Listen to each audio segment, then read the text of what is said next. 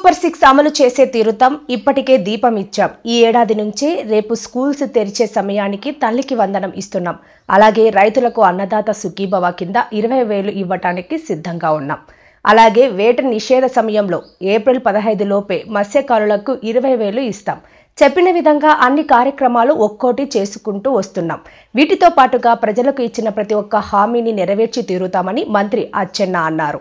ఈ రోజు 4:30 గంటల్లో జాతీయ పార్టీ అధ్యక్షుల వారు 1 గంటన్నర సేపు ఏదైతే మొన్న ఎన్నికల్లో హామీలిచ్చి మేనిఫెస్టో ఇచ్చామో ఆ మేనిఫెస్టోలో ఉన్నటువంటి ప్రతి అంశాన్ని ప్రతి వర్డ్ని కూలంకుషంగా చదివి చర్చించి ఇంతవరకు చేసినటువంటి విషయాలు ఇంకా చెయ్యవలసినటువంటి విషయాలు చాలా డీటెయిల్ గా చర్చించామని చెప్పి ఈ సందర్భంగా తెలియజేస్తున్నాను. 7 మాసాల్లో ఆర్థికంగా చాలా ఇబ్బందులు ఉన్నాయి. అది నేను చెప్పడం కాదు, విఘ్నులైనటువంటి ప్రజలకు తెలుసు, పాత్రికేయులకు తెలుసు, ప్రతి ఒక్కరికి తెలుసు. కేంద్ర ప్రభుత్వం మనం ఊహించిన దానికంటే సహాయ సహకారాలు అందిస్తుంది కాబట్టే మనం 7 మాసాలు కూడా ఒక సమర్థవంతమైనటువంటి పాలనని అందించామని చెప్పి తెలియజేస్తున్నాను. 3,000 పెన్షన్ 4,000 చేశాం, 6,000 పెన్షన్ ఇస్తున్నాం, 10,000 ఇస్తున్నాం, 15,000 ఇస్తున్నాం. ఈ దేశంలో ఎక్కడా లేదు.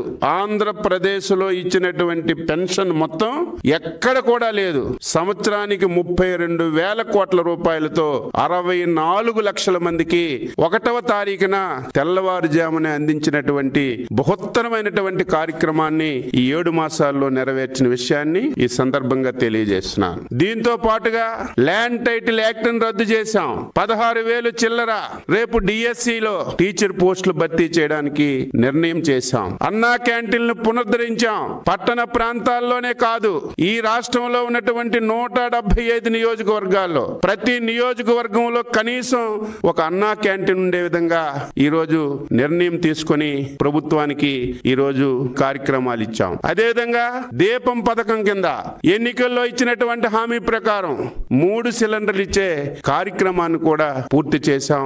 దాని మీద కూడా డిస్కస్ చేశాం. రైతులు కష్టకాలం పండించినటువంటి పంటని ప్రభుత్వం కొనుగోలు చేసిన తర్వాత వారికి డబ్బులు 6 మాసాలు 7 మాసాలు సంవత్సరం డబ్బులు ఇవ్వక రైతులు పడినటువంటి అవస్థలన్నీ మనం చూసాం. మేము వచ్చేసరికి 1,600 కోట్లు బాకీలుంటే 1,600 కోట్లు బాకీలు నెరవేర్చడమే కాకుండా మొన్న ఖరీఫ్ లో 7,190 కోట్ల రూపాయలతో ధాన్యం కొనుగోలు చేసి ధాన్యం కొన్నటువంటి 24 గంటల్లోపే రైతులకి డబ్బులిచ్చి ఒక చరిత్ర సృష్టించిన విషయాన్ని కూడా ఈ రోజు పోలిట్ బ్యూరో చర్చించాం. విజయవాడ వరదలు వచ్చాయి.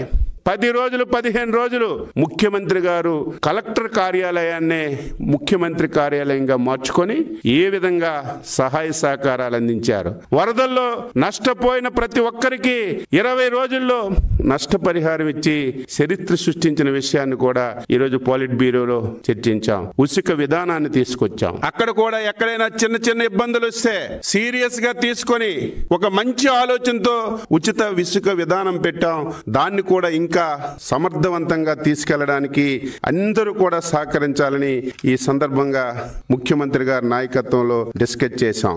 ఈరోజు గ్రీవెన్సెస్ ప్రతిరోజు ఇక్కడికి తీసుకొచ్చి ఇబ్బంది పెట్టకుండా ప్రతి ఒక్కరికి పార్టీ ఆఫీస్కి వచ్చి వారికి ఇబ్బంది కలిగించే విధంగా కాకుండా ప్రతి ఎమ్మెల్యే ప్రతి శనివారం తప్పనిసరిగా నియోజకవర్గంలో గ్రీవెన్స్ పెట్టి అక్కడ వచ్చినటువంటి సమస్యలు జిల్లా ఆఫీసర్స్కి పార్టీ ఆఫీస్కి ఇన్ఛార్జ్ మంత్రులకి ఇచ్చి ఎక్కడ పరిష్కరించాలని ఒక మంచి నిర్ణయం తీసుకున్నాం.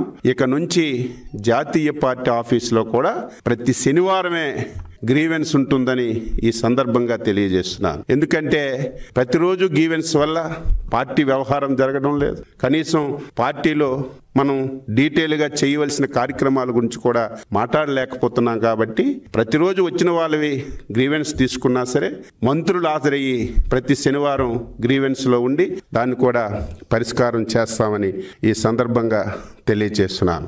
ఇన్ఛార్జ్ మంత్రి తూతూ మంత్రంగా కాకుండా ప్రతిసారి వెళ్ళి 2 రోజులు ఉండాలి. మొదటి రోజు తప్పనిసరిగా ఆ జిల్లా విస్తృత స్థాయి సమావేశం పెట్టాలి. అదే రోజు సాయంత్రం 3 పార్టీలతో కలిసి సమన్వయ సమావేశం పెట్టాలి. ఆ రాత్రికి అక్కడే ఉండి మరుసటి రోజు DDR సమావేశం పెట్టి మొదటి రోజు కార్యకర్తలు చెప్పిన సమస్యలు, నాయకులు చెప్పిన సమస్యలు DDRస్లో చర్చించి పరిష్కరించాలని ఒక మంచి నిర్ణయం తీసుకున్నామని ఈ సందర్భంగా తెలియజేస్తున్నాను. నామినేటెడ్ పోస్టులు ఇప్పటికే 80 కార్పొరేషన్లు వేసాం.